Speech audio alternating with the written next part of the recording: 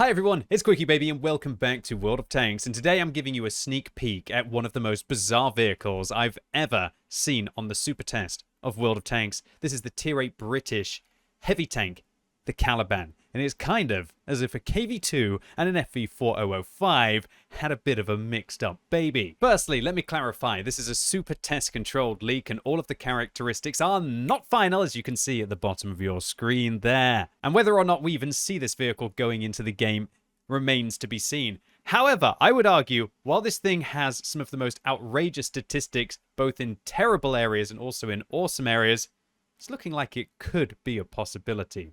Alright, so the Caliban. Firstly, before we dig into the statistics of the vehicle, let's take a look at some of the images that What Express have managed to get of the Caliban. And if you want to view them from their source at What Express, I'll put a link in the description down below. So firstly, the Caliban, initial impressions, kind of looks like a Swedish style Emil turret, but clearly not the hull of a Swedish-style tank. This is very much more that kind of plump British hull, kind of reminding me of some of the weird mid-tier light tanks and some of the medium tanks as well. However, this vehicle does weigh 40 tons, so it's not going to be a light tank, but just doesn't really look like any other British hull that we have in the game. I wonder if this kind of vents at the back is going to count as a hitbox, and when it tries to side scrape against you, you're going to be able to take advantage of that. That is a distinct possibility. This frontal hull armor is actually very well angled, and as we saw earlier on with that frontal turret, maybe it's going to be weak around here, but I should expect that the top part of the vehicle is going to be very good. And as we can see, it's got enough room to be able to elevate the gun and also to be able to depress the gun, as spoilers, this vehicle has got 10 degrees of gun depression. So what an all-in-all bizarre vehicle this is. Truly looking like some kind of KV-2 FV4005 hybrid with some kind of a Swedish ancestry in there as well. But all of this doesn't even really mean anything unless it's got the statistics to be able to back it up, and in true QuickyBaby fashion, I don't really like this kind of an image. We've got to put it onto an Excel spreadsheet so I can work out the nitty-gritty details for you. So the first thing to highlight about the Caliban is that it has a 150mm caliber gun, meaning that this vehicle will be able to overmatch with its armor-piercing rounds all of 49mm plates and below. And there are quite a lot of them in the game. Wish this vehicle had a 151mm caliber gun, or even better, 153, because there are so many plates which are 50mm thick, including lots of roof decks, and that would have allowed you to get lots of funky overmatch angles. So as a bit of a downside, it's still pretty good for a tier 8 heavy tank to have such a large caliber gun. Right, and this will be the highest alpha damage possible on any tier 8 heavy if it goes into the game. Okay, so what's really bizarre about this vehicle is it doesn't actually have any standard armor-piercing rounds. It has one form of armor-piercing round, and that is gold ammunition on this tank. And the gold ammunition has 650 alpha damage and 292 millimeters of penetration. That will mean that if you elect to be a gold noob on this tank, and I expect that the shells are probably going to cost about 5,000 or 6,000 credits, yeah, this thing is going to be pretty darn brutal, especially considering that it is an auto reloader, able to save up 2 shots in a magazine and reload them one by one if that's what you want to do. That means that this vehicle will be able to achieve 1,300 damage, but it is going to take 10 seconds to be able to reload between the shells. And that's ones that you've reloaded in the tank. That's not just taking 10 seconds to be able to reload each of the shells. That's the intraclip reload in this auto reloader. Now, what is really outrageous about this vehicle is the disparity between reloading the shells. If you're empty, the first shell that you reload back into the tank is going to take 30 seconds. And the one after that is going to take an additional 20. So what's really weird about this, when it's combined with the incredibly long intraclip reload, is let's imagine that you've got a full magazine. A tank comes around the corner. You fire. You have to wait 10 seconds to fire that other shell that you already had loaded. But because the reload is 20 seconds long, you could just wait for another 10 seconds to effectively not waste the extra shot and be able to have that one as a backup for further engagements. It seems like such a weird system, but if you just fire and you reload and you fire and you reload, with the gold rounds on this tank, you can have 1,950 damage per minute, which is very healthy. But that's not all, because this vehicle also has standard high explosive rounds for 950 alpha damage. Those are some meaty HE rounds. And I guess they're going to be high penetration, high explosive rounds. A lot of it is called HESH inside World of Tanks that you'll get on a lot of the top tier British tanks. And it has 180 millimeters of penetration. That will be enough to go through a lot of medium tanks and a lot of lower tier tanks, but good luck trying to use it against anything with decent amounts of armor now that the high explosive changes have gone into the game. This vehicle will be really interesting because effectively what Wargaming can do with this tank is kind of try and balance it with the new high explosive changes.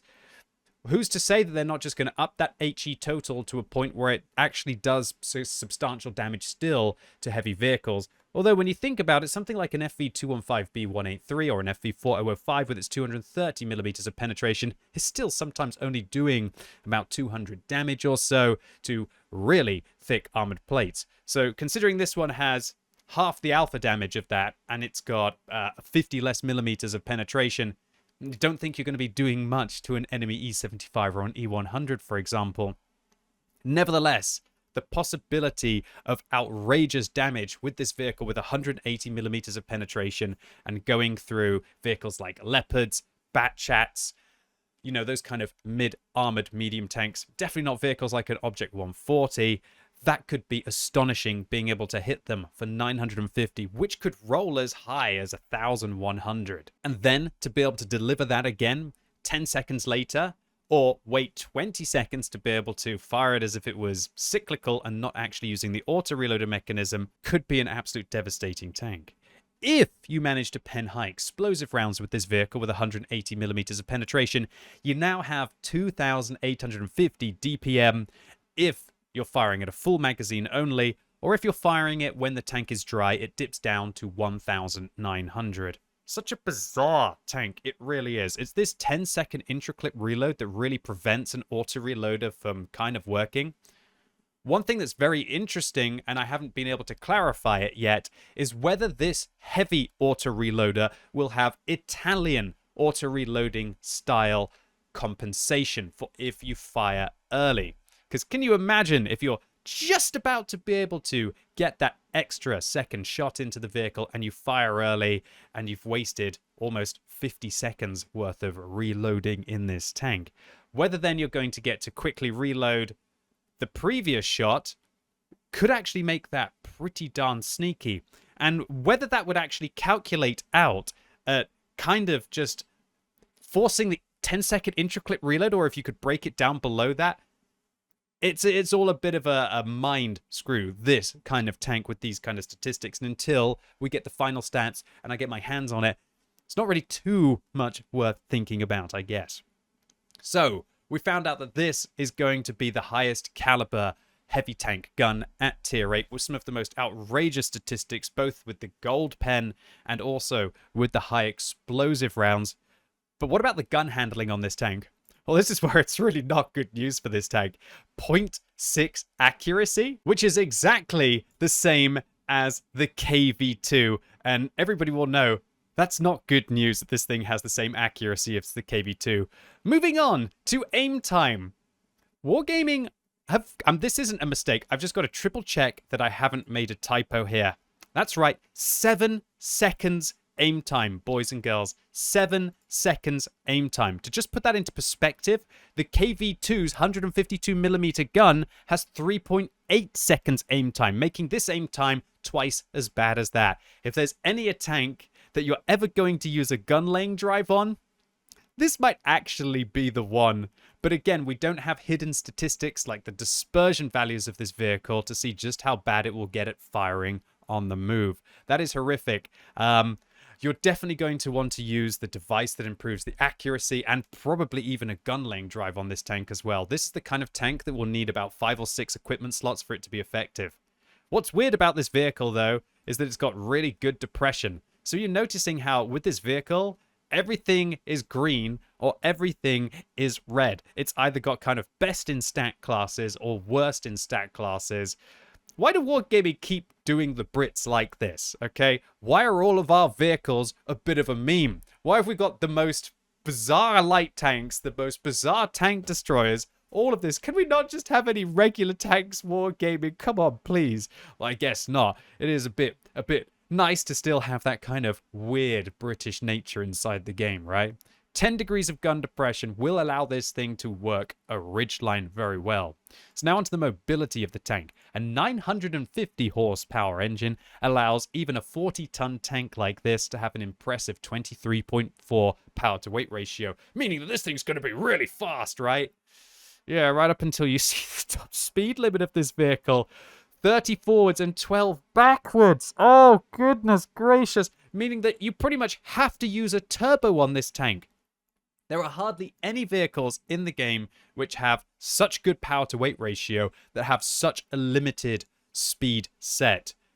If this vehicle was able to increase it either with field modifications or using a turbo on this tank, then you could actually start to get some really decent speed on this vehicle, which is going to be a must because look at the armor of this tank. It's got 130 millimeters at the front. That's pretty good for a heavy tank, but 35 at the side, meaning that you're going to get overmatched by all 106 millimeter caliber guns and larger. And there are a lot of 106 millimeter caliber guns and larger when you're starting to reach tier 8 inside World of Tanks. The turret armor on this vehicle as well, 250 at the front, making it very Emil-esque. Can you imagine sitting in front of tier 6 tanks hull down in this, just bouncing them and then just clapping them for either 650 gold or 950 if you can pen those HE rounds. Its side armor, however, of 80 is not going to hold up to much, especially if we go and take a look to see how the side of the turret looks. That's not going to do very well at all if they do catch the side of this vehicle. And so once again, the extremes of the Caliban come into play. Really good frontal protection and awful side protection, just giving you no all-round speciality, or shall I say consistency. And if you manage to get flanked, which happens quite a lot when you're playing your heavy tanks, especially the ones that are incredibly slow and the ones that seem to have to aim for almost what feels like minutes to be able to engage their opponents. So to round this all off, the vehicle has 1,500 hit points and 370 meters view range, which is not great. And so you're not really going to be spotting for yourself at a decent distance unless you decide to use coated optics with a really good crew, or alternatively binoculars with this tank, which is again a massive problem because I've said